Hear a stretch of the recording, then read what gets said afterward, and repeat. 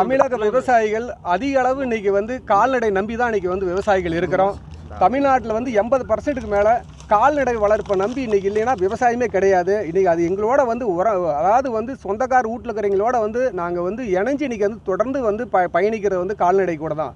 ஆனால் இதுக்கு வந்து நாங்கள் வாழ்நாள் முழுவதும் நாங்கள் பாடுபட்டால் கூட கட்டுப்படான விலை எங்களுக்கு கிடைக்கிறதில்ல. இன்றைக்கி பால் உற்பத்தி செய்யணும்னா எங்களுக்கு வந்து 1 லிட்டர் பால் வந்து 62 ரூபாய்க்கு மேலே ஆகுதுங்க. இதை வந்து தமிழக அரசு பல தடவை நாங்கள் வந்து கோரிக்கை கொடுத்துருக்கோம். எம்ஆர்பி ஃபார்முலா இருக்கிறதுனால வந்து எங்களுக்கு உரிய விலை கிடைக்கிறதில்ல.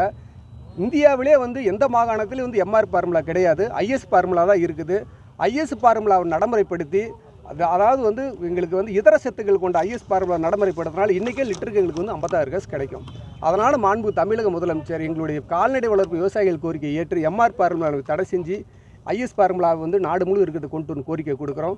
மற்றும் வந்து எங்களுக்கு வந்து இன்றைக்கி வந்து இதை தொடர்ந்து இன்றைக்கி 30 ஆண்டுகளை போராடி இதுவரையில் வந்து வருஷத்துக்கு எந்த ஆட்சி அமைஞ்சாலும் 2 ரூபா 3 ரூபா 1 ரூபா அதிகபட்சம் 5 ரூபா இதுவரை சரித்திரம் ஏற்றுனதே கிடையாது. ஆனால் இதனால் வந்து பெரிய அளவு பாதிப்பாக இருக்குது. 1 லிட்டர் தண்ணி பாருங்கள், இன்றைக்கி 22 ரூபாய்க்கு மேலேக்கு 1 லிட்டர் பண்ணி வெறும் பச்சை தண்ணி.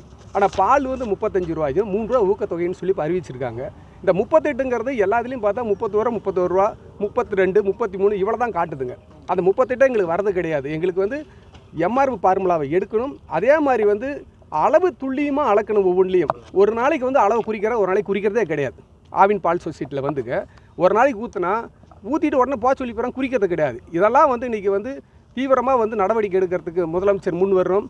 பால் உற்பத்தியாளர் விவசாயிகளுடைய நிலைமை அறிஞ்சு எங்களுக்கு பால் விலை உயர்த்தருன்னு சொல்லி நாங்கள் கோரிக்கை வைக்கிறோங்க.